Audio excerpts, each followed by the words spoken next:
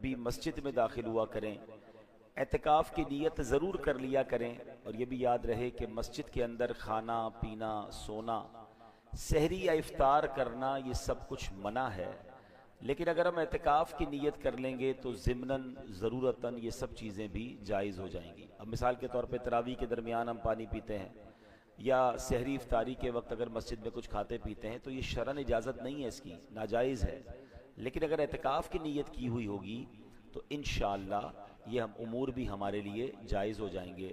درود پاک پڑھنے کے بے شمار فضائل و برکات ہیں۔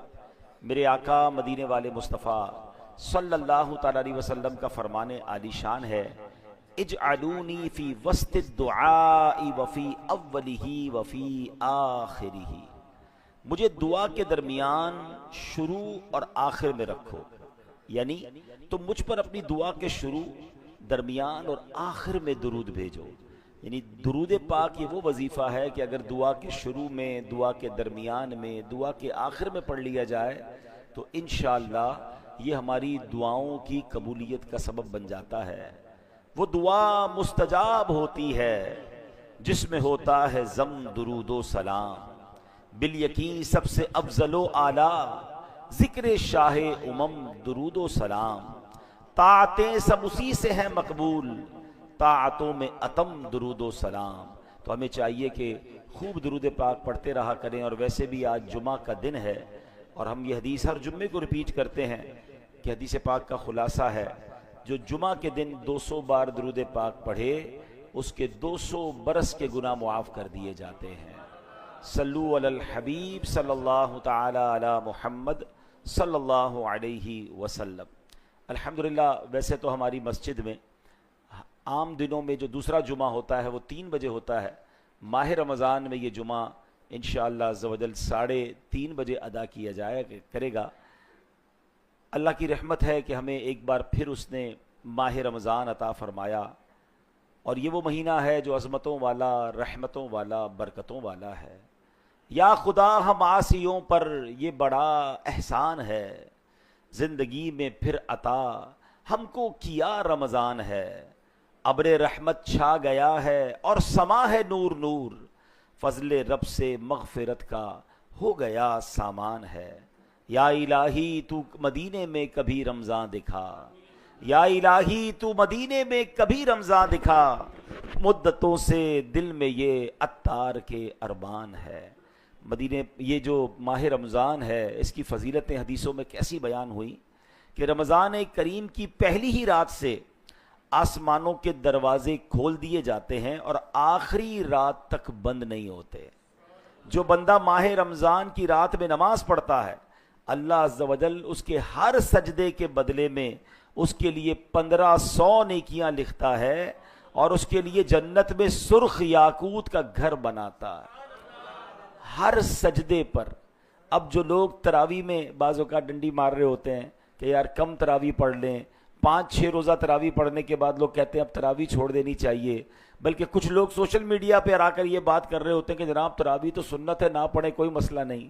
لیکن اگر یہ اعلان کر دیا جائے کہ پوری 20 رکعت پڑھنے والے کو ایک DHA کا پلاٹ دیا جائے گا تو مجھے بتائیں کوئی 19 پڑھے گا؟ اچھا پھر لوگ شاید یہ بھی کہیں کہ حضرت رمضان کے بعد بھی کوئی اسکیم ہے تو اس کے بعد بھی ہم پڑھنے کے لیے تیار ہیں۔ 20 رکعت کی بات نہیں ہو رہی، ہر سجدے پر میرے آقا فرما رہے ہیں، ہر سجدے پر جنت میں سرخ یاقوت کا محل دیا جائے گا۔ 20 رکعت میں 40 سجدے ہوتے ہیں۔ آپ سوچے تو صحیح کہ ہمارے تو لاٹری نکل آئی ہے، ہمیں تو صرف تراویح نہیں، تراویح اور نمازوں کے علاوہ، فرض نمازوں کے علاوہ اور نوافل بھی پڑھنے چاہیے اور سجدے کرنے چاہیے۔ اللہ وہ دن لائے ہم اوابین بھی مغرب کے بعد پڑھیں، رات تہجد بھی پڑھیں، فجر کے بعد جب سورج طلوع ہو جائے اس کے 20 منٹ بعد اشراق و چاشت بھی پڑھیں، ہر سجدے پر اتنا ثواب۔ تو سبحان اللہ، اللہ پاک کے آخری نبی علیہ الصلوۃ والسلام نے فرمایا جب رمضان کریم کی پہلی رات آتی ہے تو اللہ پاک میری امت کی طرف رحمت کی نظر فرماتا ہے، اور جس کی طرف اللہ پاک نظر رحمت فرمائے گا اسے کبھی عذاب نہ دے گا۔ رمضان کریم میں افطار کے وقت روزانہ 10 لاکھ گناہ گاروں کی مغفرت کر دی جاتی ہے۔ اور جمعے کا دن کتنا امپورٹنٹ ہے رمضان میں، اب سنیے، شب جمعہ اور روز جمعہ یعنی مغرب، جمعرات کی مغرب سے لے کر جمعے کی مغرب تک ہر گھڑی میں 10 لاکھ لوگوں کی مغفرت کر دی جاتی ہے. اور یہ وہ لوگ ہوتے ہیں کہ جن پر جہنم واجب ہو چکی تھی، یعنی گناہوں کے سبب جہنم واجب تھی، اور رمضان کی برکت سے جمعہ کا دن آیا، ہر گھڑی 10 لاکھ بخشے جا رہے ہیں.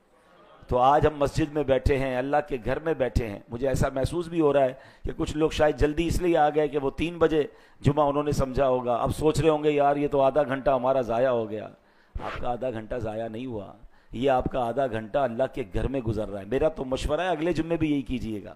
کیوں کہ جو جمعہ کے دن جلدی آتا ہے، حدیث پاک کے مطابق اسے اونٹ صدقہ کرنے کا ثواب ملتا ہے.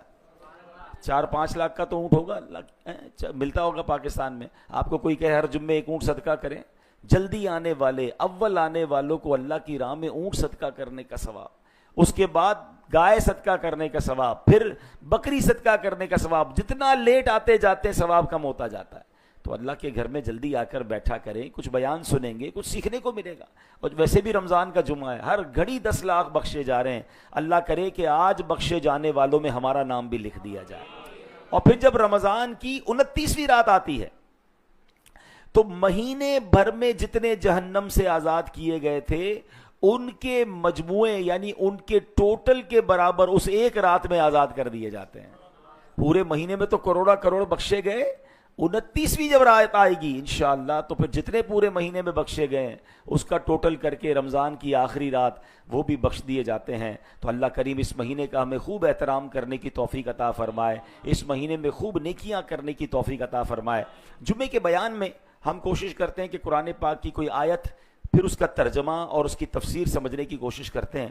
اور ماہ رمضان جو ہے وہ تو ویسے بھی ماہ قرآن ہے، اسی مہینے میں قرآن نازل ہوا ہے، تو اس مہینے میں تو قرآن اور اچھے انداز سے ہمیں انڈرسٹینڈ کرنا چاہیے. اے میرے پیارے اسلامی بھائیوں، ہم نے الحمدللہ روزہ رکھا ہے. روزہ ایک انفرادی عبادت ہے، ہر کوئی اپنا اپنا روزہ رکھتا ہے. مگر سوال یہ ہے کہ ہمارے روزے کا معاشرتی طور پر، اجتماعی سوسائٹی پر کوئی اثر ظاہر ہو رہا ہے یا نہیں ہو رہا؟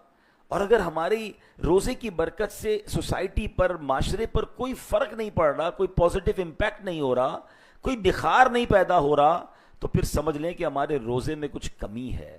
ہمارا روزہ ہماری روح تک نہیں پہنچا ہے. اب اس کو اس مثال سے سمجھیے کہ سورج کی روشنی آ رہی ہو اور کوئی سامنے گلاس رکھ کے، شیشہ رکھ دے، تو وہ جو گلاس ہے وہ سورج کی روشنی کو لے کر ریفلیکٹ کرے گا، باقاعدہ وہ بھی دوسری جگہ روشنی دے گا. لیکن اگر اسی سورج کے آگے کوئی ایسا گلاس رکھ دیں، ایسا شیشہ رکھے جس پہ زنگ لگا ہوا ہے، تو نہ وہ اس کی روشنی کو ایبزارب کرے گا، نہ اس روشنی کو کہیں آگے ریفلیکٹ کرے گا، نہ کسی اور کو فائدہ پہنچائے گا. یہی مثال روزہ دار کی ہے. ہمارا دل آئینہ ہے. اگر دل پر گناہوں کی سیاہی چڑھی ہوئی ہے نا، تو روزے کا اصل مقصد ہی سیاہی کو اتارنا ہے، دل کو چمکانا ہے. اب اگر روزہ بھی رکھا ہے اور ہمارے روزے سے کسی کو روشنی نہیں مل رہی ہے، ہمارے روزے سے کسی کو فائدہ نہیں پہنچ رہا ہے، تو پھر سوچیں کہیں دل پر ایسا زنگ تو نہیں جو رمضان کے نور کو ریفلیکٹ نہیں کر رہا. اب روزہ بھی رکھا ہے اور کسی کو ہماری زبان میں نرمی بھی نظر نہیں آ رہی ہے، روزہ بھی رکھا ہے مگر ہمارے انداز سے کسی کو فائدہ بھی نہیں پہنچ رہا ہے. بلکہ ایسا بھی ہو گیا ہے کچھ لوگوں کے ساتھ کہ روزہ رکھتے ہی لڑائیاں شروع کر دی ہیں، روزہ رکھتے ہی جھگڑے شروع کر دیے. حالانکہ روزہ تو ہے ہی صبر کا امتحان، یعنی روزے میں بے صبری کیسی؟ چیک کیجئے کہ رمضان کا نور کا سورج تو چمک رہا ہے مگر کہیں دل پر ایسا زنگ تو نہیں کہ اس کی ریفلیکشن نہیں ہو رہی ہے. اے میرے پیارے اسلامی بھائیوں، اب آئیے میں قرآن کی وہ آیت پڑھنے جا رہا ہوں جس میں اللہ کریم نے ایمان والوں سے ڈائریکٹلی کلام کیا ہے. قرآن پاک تو ویسے پورا ہی ہمیں پڑھنا چاہیے، لیکن قرآن پاک میں چند آیتیں وہ ہیں جس میں رب کریم نے براہ راست آپ سے بات کی ہے. جی آپ سے بات کی، ہم سب سے بات کی ہے. وہ کون سی آیتیں ہیں؟ یا ایھا الذین آمنو، اے ایمان والوں، کہہ کر اللہ نے مجھ سے اور آپ سے بات کی ہے. اب بتائیے نا، ہم ہیں نا ایمان والے، ہم سے بات ہوئی ہے. اب اگر کوئی آپ سے پوچھے کہ جناب کیا وہ 89 آیتیں جہاں اللہ نے آپ سے بات کی ہے، آپ نے وہ آیتیں پڑھ لی، اس کو سمجھا، اس پر عمل کیا، تو بہت بڑی تعداد تو شاید یہ کہے گی کہ ہمیں تو پتہ ہی نہیں وہ آیتیں کہاں ہیں، ہم نے تو نہیں پڑھی. یعنی آپ سوچیں کہ اب صبح اٹھتے ہی پہلے واٹس ایپ پر میسج چیک کرتے ہیں کہ یار کسی کا اہم میسج ہے تو پہلے میں پڑھ لوں. لیکن اللہ کا پیغام قرآن میں ہمارے لیے آیا ہوا ہے مگر کیا اب تک ہم نے پڑھا ہے یا نہیں پڑھا؟ غور کیجیے. اب جو میں آیت پڑھنے جا رہا ہوں اس میں اللہ نے مجھ سے اور آپ سے براہ راست بات کی ہے. پارہ نمبر 26 ہے سورہ حجرات اور آیت نمبر 11. اللہ ارشاد فرماتا ہے بسم اللہ الرحمن الرحیم یا ایہا الذین آمنوا لا یسخر قوم من قوم عسى ان يكونوا خيرا منهم ولا نساء من نساء عسى ان يكن خيرا منهن. اللہ اکبر. آسان ترجمہ قرآن کنز العرفان. اے ایمان والو، مرد دوسرے مردوں پر نہ ہنسیں، ہو سکتا ہے کہ وہ ان ہنسنے والوں سے بہتر ہوں، اور نہ عورتیں دوسری عورتوں پر ہنسیں، ہو سکتا ہے کہ وہ ان ہنسنے والیوں سے بہتر ہو. اب اس آیت سے بہت کچھ سیکھنا ہے. مسلمان کی عزت و تعظیم میں سے ہے کہ کسی بھی طرح اس کا مذاق نہ اڑایا جائے. آیت کریمہ کے اس حصے میں اس بات کی تعلیم دی گئی ہے کہ کوئی مرد دوسرے مرد کا اور کوئی عورت دوسری عورت کا مذاق نہ اڑائے. ہر ایک کا اپنا ذوق ہوتا ہے، ہر ایک کا اپنا انداز ہوتا ہے زندگی گزارنے کا. ہم کسی کے معاملات میں تنقید نہیں کر سکتے. اگر کوئی غیر شرعی معاملہ ہے تو وہ بھی اس کا اور اس کے رب کا معاملہ ہے. لیکن جناب یہاں تو بات بات پر تنقید ہے، لباس پر تنقید ہے، انداز پر تنقید ہے، لائف اسٹائل پر تنقید ہے. اگر کوئی گناہگار بھی ہے تو اچھے انداز سے اس کو نیکی کی دعوت دینی ہے، اس کا مذاق تھوڑی اڑانا ہے، وہ تو اور گناہوں پہ دلیر ہو جائے گا. مگر یہاں معاملہ یہ ہے کہ دیندار کا بھی مذاق اڑایا جا رہا ہے اور دنیا والے بھی اپنے زندگی گزار رہے ہیں اس کا بھی مذاق اڑاتے ہیں، بلکہ اللہ نے کسی چیز کو بنایا اس کا بھی مذاق اڑا رہے ہیں. اب کوئی بیچارہ داڑھی رکھ لے، حالانکہ اس نے سنت پر عمل کیا ہے، اس کا مذاق اڑائیں گے. سنت پر عمل کر رہا ہے، دیندار ہو گیا ہے، نمازی بن گیا، اس کا مذاق اڑائیں گے. اچھا پھر اگر کوئی شخص بیچارہ بیمار ہے، اس کو کوئی ایسی پرابلم ہے، مثال کے طور پہ کسی کی آنکھ پراپر نہیں کھلتی ہے، اس کو بھینگا کہیں گے. کوئی صحیح بولتا نہیں ہے، اس کو توتلا کہیں گے. آپ سوچئے یہ کس قدر سخت بات ہے، کتنی بڑی دل آزاری ہے. اور روزہ رکھ کر اگر یہ کام ہو رہا ہے، دیکھیں روزے میں تو ہم نے سیکھنا ہے. قرآن پاک کی جو یہ سورت ہے نا سورہ حجرات، اس میں باقاعدہ زندگی گزارنے کے آداب بیان کیے گئے. کسی کے ہونٹوں کا مذاق، کسی کے جناب جسم کا مذاق، کسی کے لباس کا مذاق، کسی کی غربت کا مذاق، کسی کی سواری کا مذاق. قرآن کہتا ہے مرد مردوں کا مذاق نہ اڑائیں. ہو سکتا ہے جس کا مذاق اڑا رہے ہیں ان سے بہتر ہوں، اس کو اللہ نے بنایا نا، ہم کون ہیں کسی کا مذاق اڑانے والے. اور آج آپ کسی کا مذاق اڑا رہے ہیں، ایسا نہ ہو تھوڑے دنوں بعد آپ خود مذاق بن جائیں.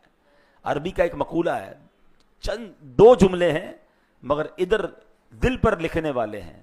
من ضحکا ضحکا، بات پوری ہو گئی. جو کسی پر ہنستا ہے اس پر بھی ہنسا جاتا ہے. آج کسی کا مذاق، آج کسی کو ذلیل، آج کسی کو تکلیف دینے والے غور کریں کہیں زمانے میں ہمارا مذاق نہ بن جائے. انسان ہے، کوئی تکلیف میں ہے، آپ اس کے ساتھ دیں. آپ بلکہ کسی ایسے شخص کو دیکھ رہے ہیں جو کسی تکلیف میں ہے، کپڑے اچھے نہیں پہنے، گاڑی اچھی نہیں، سواری اچھی نہیں، جسم پہ کوئی پرابلم ہے، کوئی بیماری ہے، اس کو دیکھ کر تو اللہ کی بارگاہ میں شکر ادا کریں کہ اللہ تیری مہربانی، تو نے مجھے ایسا نہیں بنایا. اس کا مذاق اڑائیں گے. باقاعدہ دوست نقل اتار کر مذاق اڑاتے ہیں، اس جیسا بول کے مذاق اڑاتے ہیں، اس جیسا چل کے مذاق اڑاتے ہیں. وہ نہیں ہے وہ جس کا قد لمبو، وہ ٹھنگو، وہ موٹو، وہ کالا. لا حول ولا قوت الا باللہ. قرآن سے سیکھنا ہے، اور رمضان میں نہیں سیکھیں گے تو کب سیکھیں گے؟ یعنی مجھے ایک بات بتائیں، یہ مہینہ ہمیں پاکیزہ کرنے آیا ہے. اپنی ہیبٹس کو ہم بہتر کر سکتے ہیں اس مہینے میں اگر کوئی بری عادتیں ہیں بھی، کیونکہ رمضان میں شیطان بند ہے. جس نے ہمیں برے کاموں پر لگانا ہے اس کو بند کر دیا گیا ہے. تو دس از دا ٹائم. یہ 30 days ایکچولی اپنے آپ کو پیوریفائی کرنا ہے. آپ بچے اگر یہاں نوجوان بیٹھے، اگر میں ان کی زبان میں سمجھاؤں کہ رمضان ایکچولی شیطان سے فائٹ کرنے کی نیٹ پریکٹس ہے. شیطان بند ہے نا، 30 دن مضبوط ہو جاؤ، تگڑے ہو جاؤ، تقوی اختیار کرو. قرآن کہتا ہے روزے اس لیے فرض کیے لعلکم تتقون، تاکہ تم متقی ہو جاؤ. تو اپنے آپ کو اتنا مضبوط کر لیں کہ جب شیطان آئے 30 days کے بعد، رمضان کے بعد، تو ہم ریڈی ہوں فائٹ کے لیے. مگر جو رمضان میں بھی شیطان کہتا تو آرام کر، ہم ہیں نا، ہم تیرا کام سارا کر لیں گے. شیطان کے بند ہوتے ہوئے بھی لوگ برے کام کر رہے ہیں، کیونکہ ان کی پہلی ہیبٹ بنی ہوئی ہے. نہیں، ہمیں اپنی ان عادتوں کو ختم کرنا ہے. قرآن سکھا رہا ہے. نبی پاک علیہ الصلوۃ والسلام فرماتے ہیں لا تماری اخاکا ولا تمازحہ، اپنے بھائی سے جھگڑا نہ کرو، نہ اس کا مذاق اڑاؤ. جو لوگوں کا مذاق اڑاتے ہیں نا، ان کے بارے میں ایک ایسی حدیث ہے ڈرانے والی کہ نبی پاک علیہ الصلوۃ والسلام فرماتے ہیں بلا شبہ لوگوں کا مذاق اڑانے والے کے لیے جنت کا دروازہ کھولا جائے گا، اسے بلایا جائے گا، آؤ قریب آؤ۔ جب وہ جنت کے قریب آئے گا تو دروازہ بند کر دیا جائے گا، اسی طرح کئی بار کیا جائے گا۔ آپ اس کی حسرت سوچیں جو محشر کے میدان میں تپتی دھوپ میں کھڑا ہوگا، سورج 1 میل پر ہوگا اور لوگ پسینے میں شرابور ہو رہے ہوں گے اور اعلان ہوگا کہ آ جاؤ جنت کی طرف۔ اس کی خوشی کا عالم کیا ہوگا؟ مگر جب جنت کے دروازے پر پہنچے گا تو وہ دروازہ بند کر دیا جائے گا، اس کو دوبارہ بلایا جائے گا، دوبارہ بند کر دیا جائے گا۔ وہ لوگ سوچیں کسی کی بیل بجا کر بھاگ جاتے ہیں، اسے تکلیف دیتے ہیں، کسی کی گاڑی کی چابی چھپا دی، یہ دوستوں میں عموماً عام ہوتا ہے۔ یاد رکھیے وہ مزاح جو تکلیف دہ ہے، وہ مزاح جس سے انسان کو تکلیف پہنچتی ہے، حرام، جہنم میں لے جانے والا کام ہے۔ ایک ایسا مزاح ہوتا ہے جس میں چلے مسکراہٹوں کا تبادلہ ہو گیا، کوئی اچھی بات کر لی مگر اس میں جھوٹ نہیں ہے، اس میں دل آزاری نہیں ہے، وہ ٹھیک ہے، لیکن باقاعدہ تکلیف پہنچائی جاتی ہے، جھوٹی خبر دی جاتی ہے تمہارے والد کا ایکسیڈنٹ ہو گیا ہے، وہ بیچارہ روتا ہوا گھر پہنچتا ہے تو پھر بعد میں ہنستے کہ ہم تو مذاق کر رہے تھے، اور اس بنا پر بعض اوقات ایکسیڈنٹ ہو جاتے ہیں لوگوں کے، وہ بیچارہ جلدی گاڑی چلاتا ہے کہ والد ہاسپٹل میں، والدہ ہاسپٹل میں۔ یہ کیسا مذاق ہے؟ مذاق جس میں تکلیف پہنچے۔ مزاح اور چیز ہے کہ آپ نے کوئی ایسی بات کی کہ سامنے والا بھی مسکرایا، آپ بھی مسکرا دیے۔ سبحان اللہ، سرکار دو عالم علیہ الصلوۃ والسلام کی طبیعت میں بڑا پیارا ایک سافٹ انداز تھا کہ نبی پاک کبھی کبھی ایسی گفتگو فرماتے کہ صحابہ کے چہروں پر مسکراہٹ آ جاتی۔ ایک صحابیہ آ کر نبی پاک سے عرض کرتی ہیں حضور مجھے اونٹ عطا فرمائیے، نبی پاک فرماتے ہم تو تمہیں اونٹ کا بچہ دیں گے۔ ہیں کہتی حضور میں اونٹ مانگ رہی ہوں، آپ مجھے اونٹ کا بچہ دیں گے؟ آقا فرماتے ہم آپ کو اونٹ کا بچہ دیں گے۔ جب تھوڑی دیر ہو گئی تو سرکار علیہ الصلوۃ والسلام نے فرمایا کوئی بھی اونٹ اگر تمہیں دیا جائے گا وہ اونٹ کا بچہ ہی ہوگا نا۔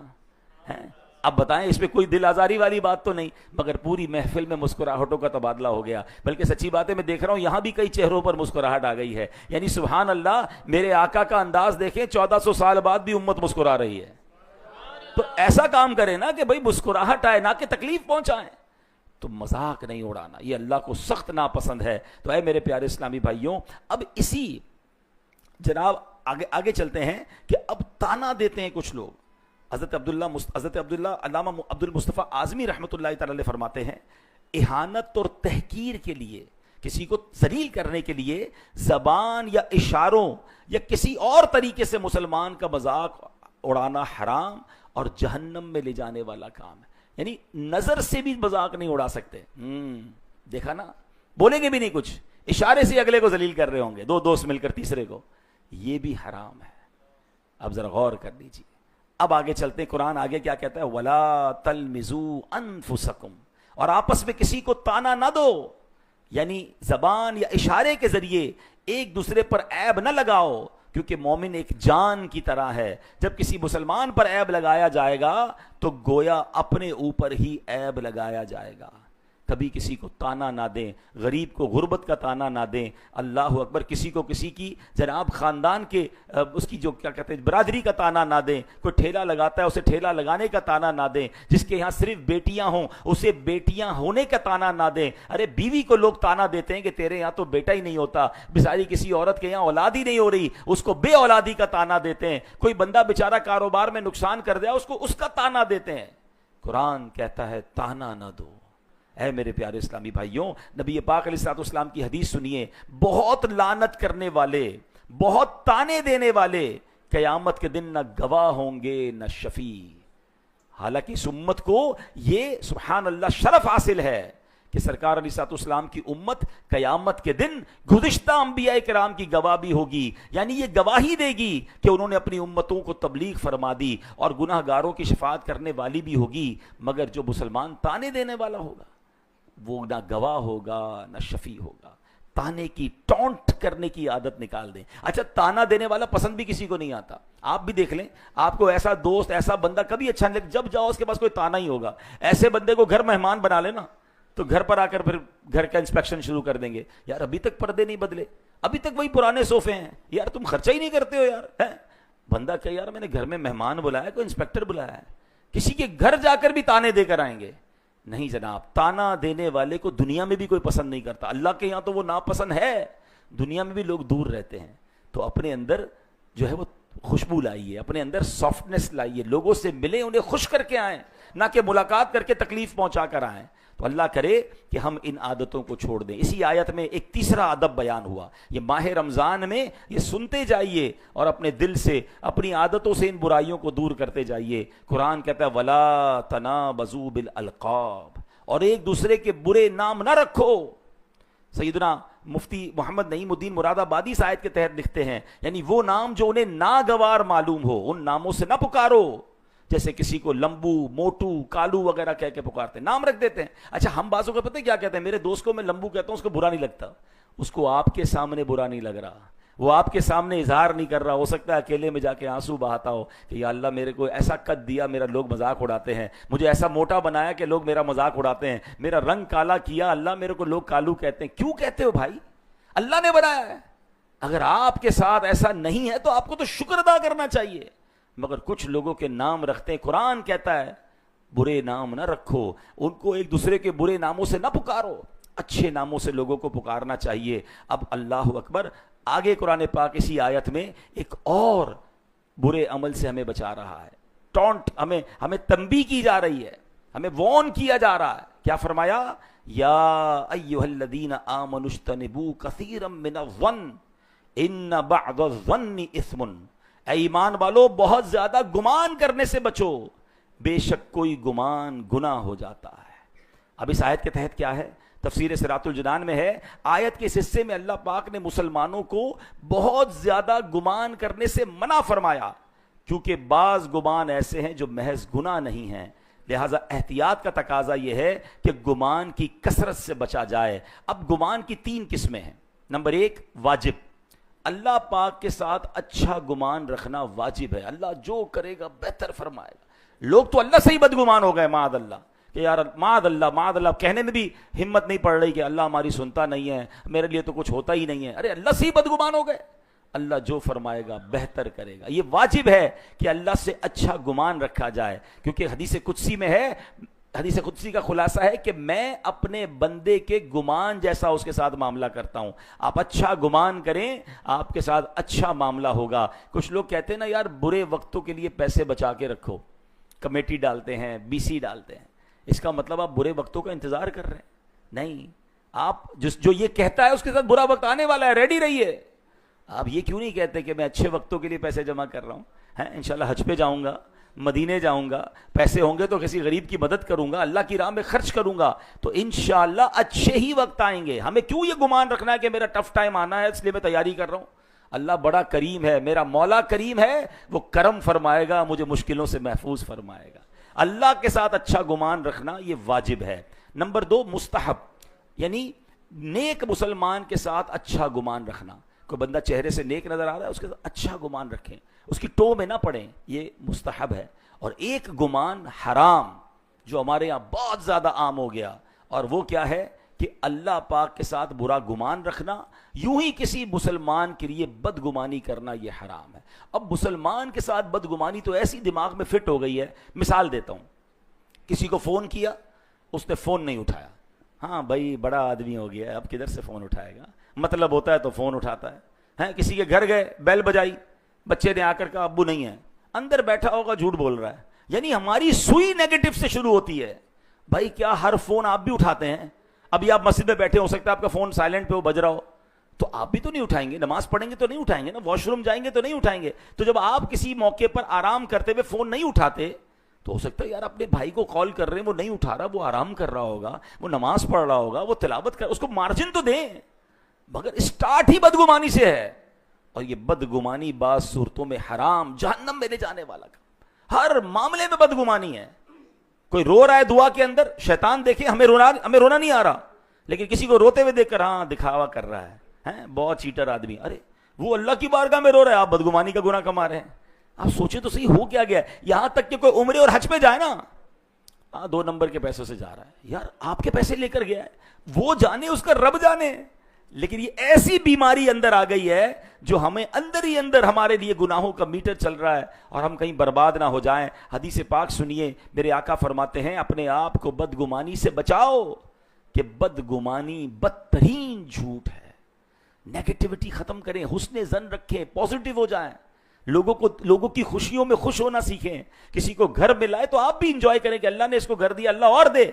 اس کو گھر میں لایا, آپ نے کیلکولیشن شروع کر دی, یار یہ پیسے کدھر سے آئے, کوئی نہ کوئی چکر چلایا ہوگا. یار آپ آڈیٹر ہیں, آپ اس کا گھر کا حساب کرنے بیٹھ گئے کیوں؟ اچھا کر کچھ نہیں سکو گے, اگر اللہ نے نصیب میں لکھا اللہ اور گھر دے گا اس کو. یہ جلنے والا بیچارہ حسد میں جلتا بھی رہے گا اور بدگمانی کا گناہ بھی کمائے گا. تو حسن ظن رکھیں, پازیٹیو رہیں. بڑا پیارا جملہ ہے, اگر یاد کر لیں کہ حسن ظن میں کوئی شر نہیں اور بدگمانی میں کوئی خیر نہیں. آپ پازیٹیو رہیں, آپ بہت انجوائے کریں گے لائف کو, آپ کو ٹینشن نہیں ہوگی.